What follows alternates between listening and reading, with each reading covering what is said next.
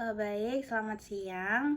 Jadi terima kasih sudah meluangkan waktunya untuk mengikuti sesi konseling daring kita pada siang hari ini. Jadi bagaimana kabarnya hari ini? Baik, Ibu, tapi agak kepikiran tentang nilai ujian. Oke, terima kasih sudah mau datang dan berbagi cerita. Ya, Bu.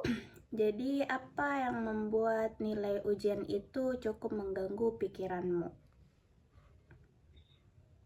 Sebenarnya, Bu, nilai saya turun cukup banyak dari biasanya. Penurunan nilai itu membuatmu merasa kecewa ya?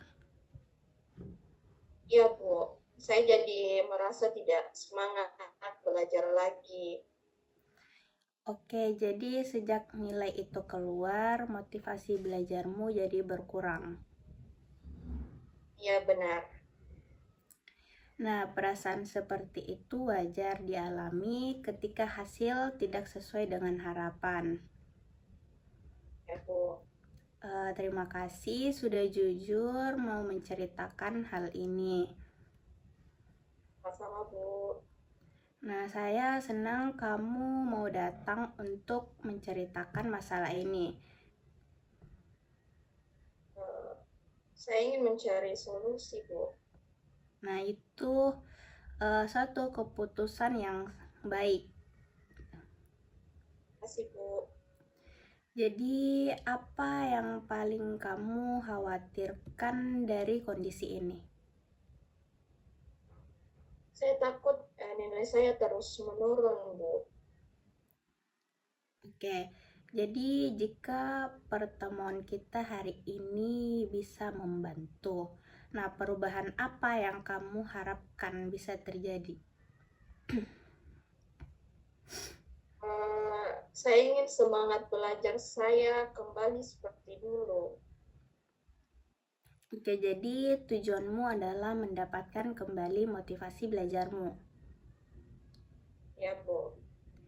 Nah, selain itu, apakah kamu juga berharap nilai pelajaranmu bisa meningkat kembali? Ya, Bu, tentu saja. Nah, itu tujuan yang sangat baik. Terima kasih, Bu. Nah, jadi kita akan mencoba mencari langkah-langkah kecil yang bisa membantu mencapai tujuan itu. Baik, Bu. Nah, menurutmu jika motivasi belajarmu kembali, apa yang paling ingin kamu rasakan? Eh, saya ingin merasa lebih percaya diri lagi. Oke, jadi rasa percaya diri juga menjadi hal penting bagimu. Ya, Bu. Oke, baik. Kita akan fokus pada bagaimana kamu bisa kembali merasa percaya diri dalam belajar. Nah, sekarang saya mau mengajak kamu membayangkan sesuatu. Misalnya, malam ini terjadi keajaiban dan motivasi belajarmu sudah teratasi. Nah, ketika kamu bangun besok pagi, apa hal pertama yang membuatmu sadar bahwa kejadian itu terjadi? Hmm, saya mungkin bangun dengan perasaan lebih semangat. Oke, apa yang kamu lakukan setelah bangun? Mungkin saya akan bersiap ke sekolah tanpa merasa malas. Dan bagaimana sikapmu ketika di kelas? Saya akan jauh lebih fokus mendengarkan guru. Oke, apalagi yang berbeda dari dirimu di kelas? Saya mungkin akan lebih aktif dalam bertanya. Nah, itu perubahan yang menarik. Jadi, bagaimana dengan kegiatanmu setelah pulang sekolah? Saya akan membuka buku pelajaran.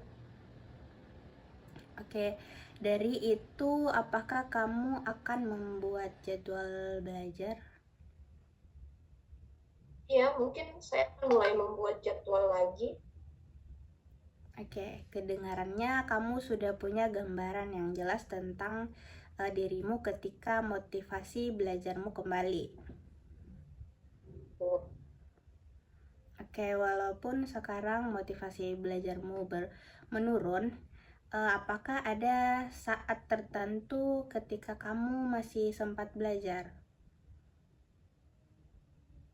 Eh, Pernah waktu saya mencoba mengerjakan soal matematika. Oke, apa yang membuatmu tetap mencoba saat itu? Saya penasaran dengan jawabannya.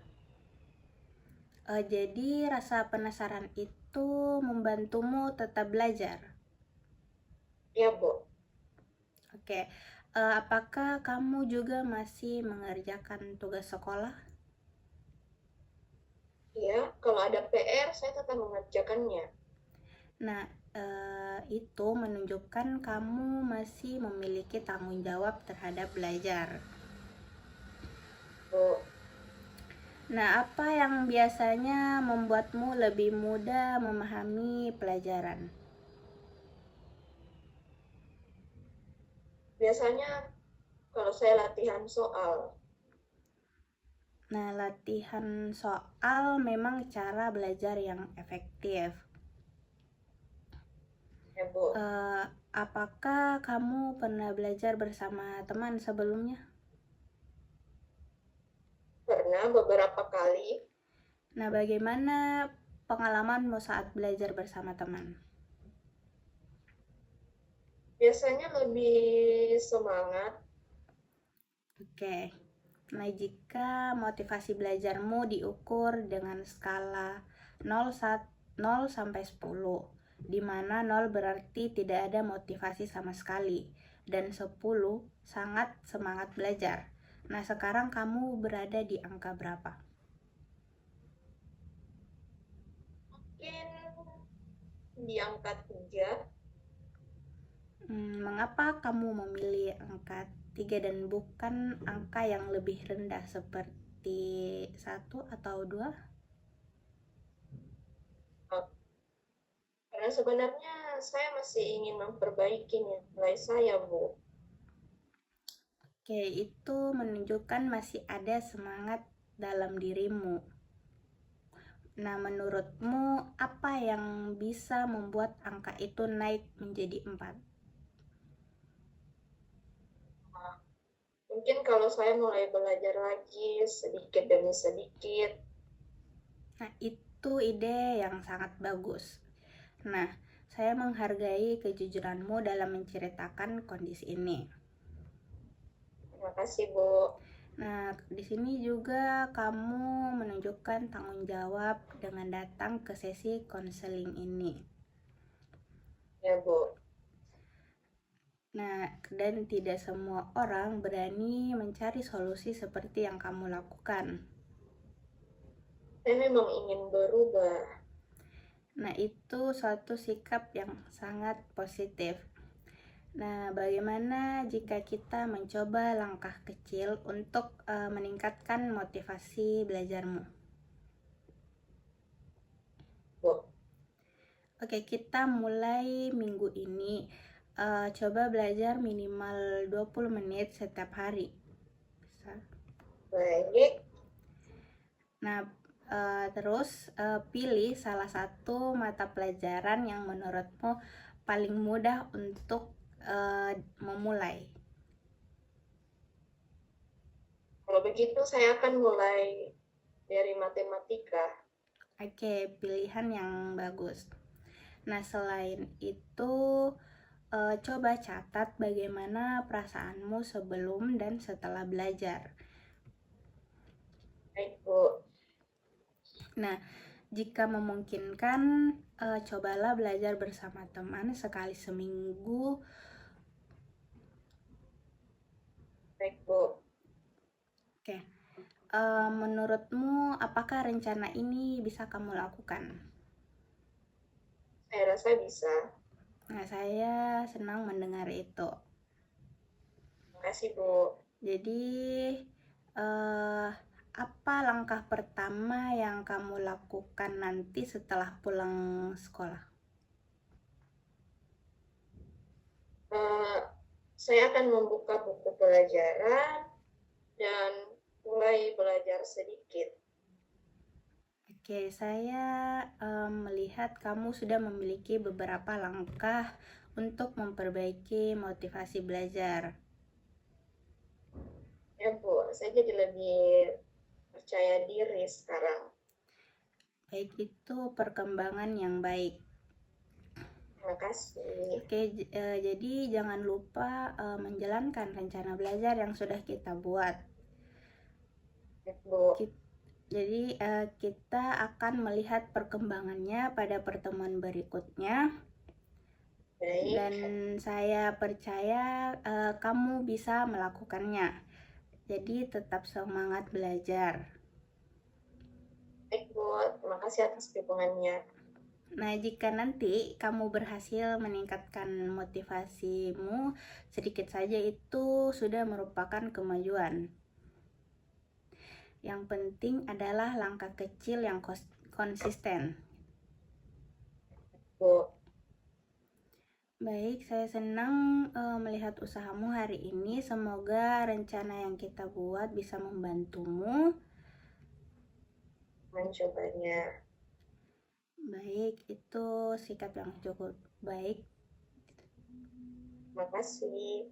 Sama-sama. Jadi terima kasih sudah mengikuti konseling online kita hari ini. Terima kasih atas partisipasinya. Bu. Baik. Terima kasih atas kesempatannya. Jadi, menurut saya konselor itu sudah melaksanakan proses konseling dengan cukup baik, di mana konselor itu sudah mampu membangun raport dengan konseli sehingga konseli terlihat lebih nyaman dan terbuka dalam menceritakan penurunan motivasi belajarnya setelah nilai ujiannya itu menurun. Konselor juga sudah menggunakan beberapa teknik dalam pendekatan solution focus brief counseling seperti miracle question, exception, dan scaling question yang membantu konseli untuk menyadari bahwa dirinya masih memiliki keinginan untuk memperbaiki hasil belajar. Selain itu, konselor juga sudah memberikan komplimen kepada konseli sehingga konseli tampak lebih percaya diri dan termotivasi untuk mencoba kembali belajarnya lebih giat. Nah, kemudian pada akhir sesi, konselor juga memberikan task assessment yang berupa langkah kecil seperti mulai belajar secara bertahap dan membuat rencana belajar. Namun di sini saya akan mengarahkan sedikit agak menyarankan agar konselor itu dapat lebih memperdalam eksplorasi pengalaman konseli agar pemahaman terhadap kondisi konseli itu dapat lebih dalam lagi. Mungkin itu dari saya. Terima kasih.